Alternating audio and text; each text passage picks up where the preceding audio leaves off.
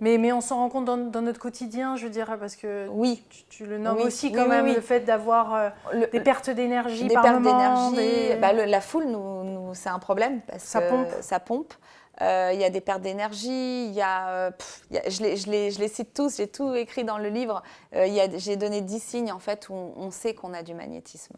Et c'est important de le savoir parce que ça vous facilite la vie, parce qu'à partir du moment où on sait qu'on a du magnétisme, il faut aussi se recharger nous-mêmes. Donc avec des pierres, avec des énergéticiennes. Moi, je suis obligée d'y aller souvent. Ah oui. J'aide beaucoup de gens et je suis empathe.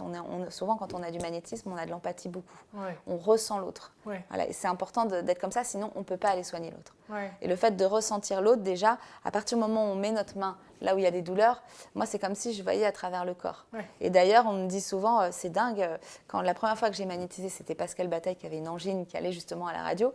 Et il m'a dit, on dirait que tu as tes mains à l'intérieur de ma gorge qui sont en train de toucher. Ouais. Voilà. Et parfois, il m'arrive de faire comme des petites opérations. Quand il y a les tumeurs, je touche, je fais ça. C'est ma façon à moi. Mais le cheminement, on a chacun le nôtre. Ouais. On ne peut pas apprendre à quelqu'un. Quand j'ai vu Pierre Jonas, il m'a dit, débrouille-toi. Voilà, c'est cette main qui soigne. Prends les pierres, c'est celle-là. Tu fais comme tu sens. Et c'est chacun son cheminement, même la médiumnité. Et tu parles de discernement.